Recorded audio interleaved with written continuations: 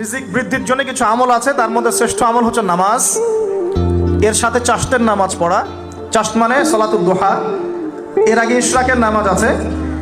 রিজিক বৃদ্ধির জন্য আত্মীয়তার সম্পর্ক বজায় রাখতে হয়, আত্মীয়তার সম্পর্ক বজায় রাখলে রিজিক প্রশস্ত হবে।